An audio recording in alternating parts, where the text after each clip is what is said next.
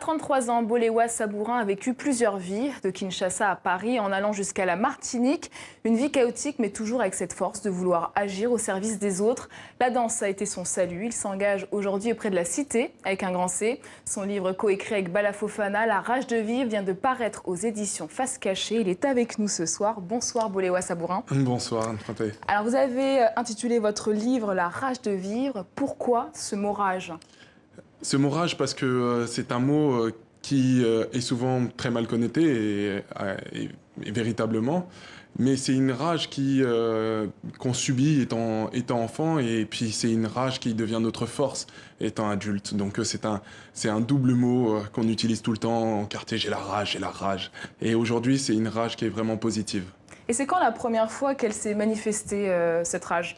Alors, ce n'est pas dans le livre, mais cette rage s'est manifestée la première fois quand j'avais 9 ans à peu près et que j'étais à Saint-Denis et que je regardais les voitures passer de l'autoroute et où je me suis dit, et si je m'y jetais. De toute façon, ça dérangerait personne et il y aurait personne pour pleurer ma disparition. Et donc, du coup, ça a été peut-être la première révélation de cette rage. Alors, pour mieux comprendre cette rage que vous dites positive ou négative, vous avez été arraché à votre mère alors que vous n'aviez qu'1 an. Votre père vous emmène dans son pays, la RDC. Vous dites que c'est l'une des meilleures périodes de votre vie, de 1 an à 6 ans, je crois bien. Pourquoi ? Effectivement, c'est une des meilleures périodes de ma vie parce que, du coup, j'ai grandi véritablement entouré. J'ai grandi avec un cadre. J'avais mon arrière-grand-mère au quartier Matete à Kinshasa et où je jouais au foot. Et j'étais là, je pouvais partir la journée. J'avais 3 ans, je pouvais partir la journée et revenir le soir. Et ma grand-mère ne s'inquiétait pas plus que ça. Et en fait, c'était ça la différence de quand je suis revenu ici. Justement, c'est comme ça que j'ai pu avoir des idées où j'aurais pu partir. Parce que là-bas, en fait, je pensais que j'étais parti loin, mais en fait, ma grand-mère avait des milliers d'yeux. Et donc, c'était ce cadre général, en fait, qui était les plus belles années de ma vie. Alors, vous vous êtes construit tout seul, sans père ni mère.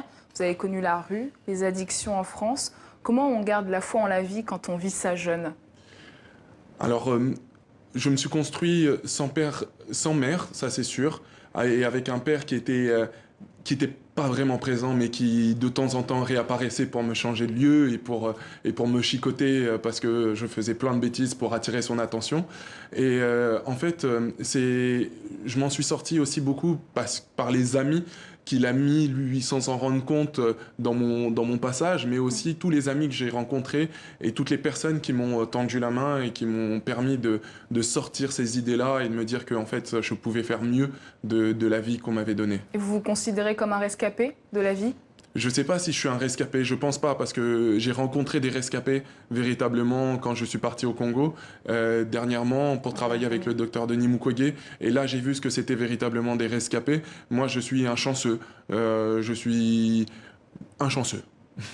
pendant tout ce chaos, vous êtes resté accroché à la danse comme une boussole. Comment la danse vous a empêché de sombrer ? La danse, c'est vraiment mon fil conducteur. Ma mère et mon père sont rencontrés par la danse. Et du coup, la danse a été vraiment mon outil de résilience, en fait. C'est-à-dire que quand j'avais la rage, justement, j'allais danser dans un coin et c'était réglé. Et j'extériorisais, en fait, toutes ces douleurs à travers la danse. Et quand les gens disaient « Waouh, et tout, qu'est-ce que tu danses bien ?» Quel type de danse ? Je fais des danses traditionnelles congolaises. Alors, quand je dis au Congo, on me dit « Ah, les danses Yabako, quoi. » C'est les danses des vieux, du village, des danses qu'on ne danse même plus aujourd'hui, puisqu'on fait surtout des danses plutôt afro-contemporains et autres. Moi, je fais des danses vraiment du village avec percussion et où on ressent les ancêtres. Alors, il y a eu votre père dont vous tirez cet héritage, mais il y a aussi un homme qui compte beaucoup pour vous, Muchimae. Qui était-il ? Muchimae, c'était un danseur soliste du Ballet national du Zaïre. Et c'était mon maître, et vraiment c'était mon père, le père qui m'a permis justement de me transmettre cette danse, parce que je ne l'ai pas acquise de mon propre père, mais c'était aussi un des meilleurs amis de mon père qui dans les années 80 ont véritablement popularisé les danses traditionnelles congolaises à Paris principalement, et lui m'a pris sous son aile et il m'a éduqué comme un soldat, comme un guerrier, quelles que soient nos histoires de vie. Alors en 2008, vous créez l'association LOBA, qui veut dire parle, exprime-toi en lingala, si je dis pas de bêtises. C'est ça. C'était quoi le but ? Le but, c'était véritablement de mettre l'art au service de la cité, de permettre justement de faire que l'art, cet outil qui nous permet de nous exprimer, parce que écrasé par les normes sociales qui sont... on n'était pas blanc, on venait de quartier et en plus on avait des antécédents des fois de petits délinquants qui faisaient tout ça. On avait envie justement de sortir de ça et grâce à l'art en fait, ça permettait de rassembler un grand nombre de personnes et ça donnait la parole à pas que nous danseurs mais aussi à des rappeurs, à des artistes peintres, photographes et autres qui utilisent cet outil qui est l'art. En 2012, vous décidez de retourner en RDC après 20 ans d'absence. Comment vous avez vécu ce retour ? Ça a été un grand choc. Ça a été un grand choc parce que, comme un petit occidental, je me suis dit que le pays allait m'attendre les bras ouverts en mode « Ouais, le fils prodigue est de retour ». Et en fait, j'arrive et là, on me tire dans tous les sens pour me demander des bakshish et autres. Et je me rends compte que, en fait, j'étais devenu un petit occidental et le pays ne m'attendait pas. Le pays vivait dans ses difficultés. Et puis surtout, j'ai retrouvé ma grand-mère et pareil, je m'attendais à ce que ma grand-mère pleure en mode « Ouais, mon fils est revenu ». Et elle m'a dit « Bon, en fait, j'ai des soucis de santé, il faut m'aider à régler ça ».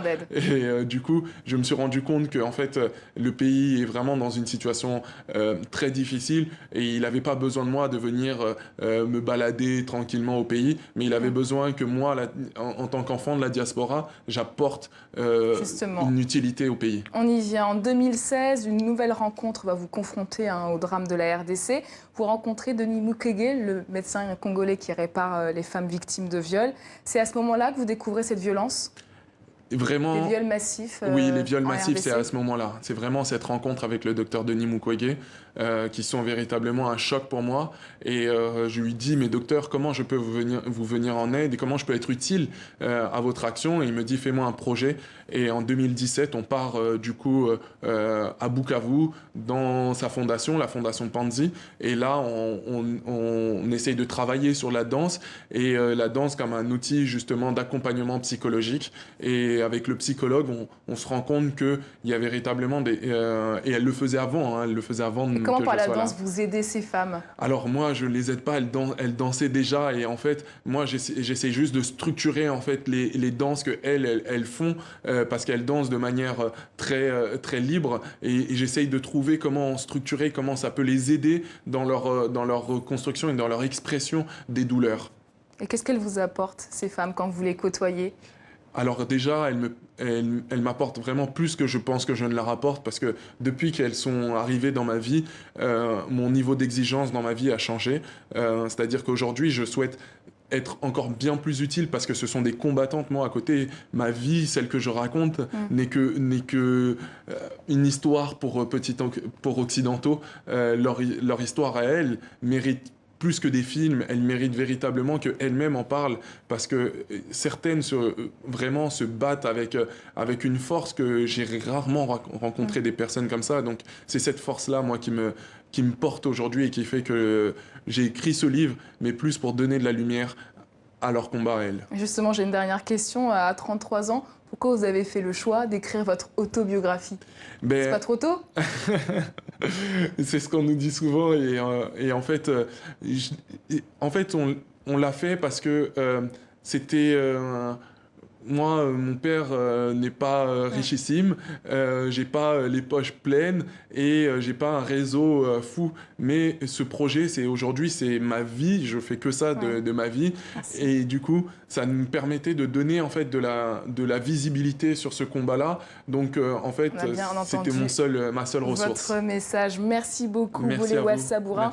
Votre récit de vie, La rage de vivre, est à retrouver aux éditions Face Cachée.